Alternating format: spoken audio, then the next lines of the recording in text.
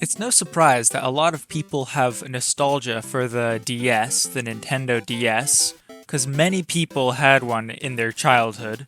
It's the second best selling console in the world, and personally, I never had one as a kid. I grew up with the Nintendo Wii and the Switch, which makes me have no nostalgia for this brick. That also makes me the perfect person to answer this question. Is the Nintendo DS worth playing in 2025? For this video, I'm using a jet black DS Lite that I got on eBay for $52.99. Let's first look at the biggest official games on the DS. Here I chose to start with Mariokart DS. In this iteration of Mario Kart, you choose a popular Nintendo character and then a car out of a preset selection of them. The controls are actually pretty easy to use, and the courses are mostly well designed.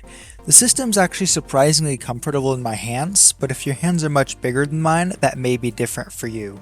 Here's a couple clips of me playing Figure 8 Circuit from the Mushroom Cup.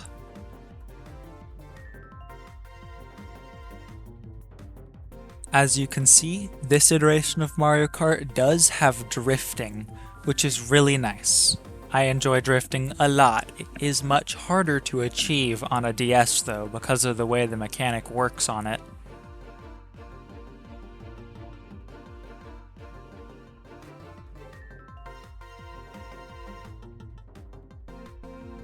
This next game is Metroid Prime Hunters, a first-person game on the DS.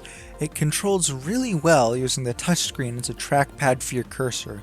It's a well-made game from what I've played, and I would recommend it. Very fun.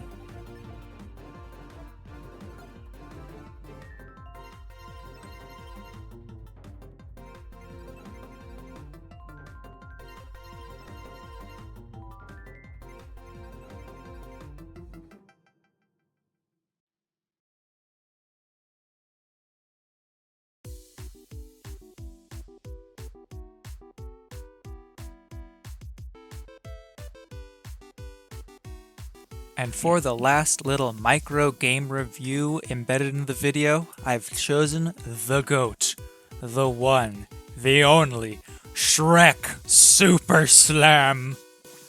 In all seriousness though, this game does play well and supports multiplayer. It's fun, and the Shrek theming only improves my rating. 10 out of 10 stars.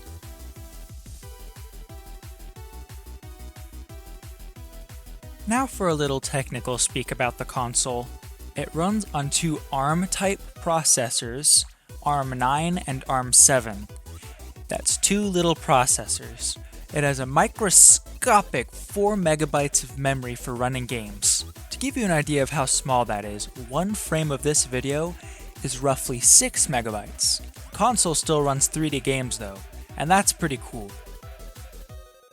The start menu of this system actually allows you to choose a nickname and change your brightness, among other features. A neat little feature is that if you close your DS without turning it off, most games will sleep and pause the game until you open the console again. Unless you take a long trip though, you may not even need to sleep your console at all, you could just leave it on. The battery lasts hours and hours because it uses so little power to run what it does. A couple other cool features are the fact that your friends, even if they don't have a cartridge of the game, can locally play a game with you wirelessly without a cartridge. It's actually pretty cool, and it's a shame that it's not on modern consoles. Another great feature is the fact that the DS can play Game Boy Advance games. If you put a GBA card inside of the bottom of the DS, then you can boot it up and run the game without any sort of emulation. The homebrew scene for the DS is actually pretty large too. There's a lot of community-made games that you can play on the DS if you have a way to load them onto a flash cart. Ultimately, this is a really nice console. I find it to be the perfect mix of modern gaming with the 3D and retro with the 2D games and the Game Boy Advance playing. My opinion is that it's worth it in 2025, and I recommend people to try one if they can. You can get them on eBay for much cheaper than something like a 3DS, and it is a really powerful, well maybe not powerful, but it's a really good console in its own right, and there's no wonder that it beat the PSP. If you enjoyed this video and you're not already subscribed, please do so. It'd be really great to help the channel grow, and my best friend has challenged me to a race to 5,000 subscribers, and I cannot let him win. So please subscribe. Thank you for watching. Have a good one.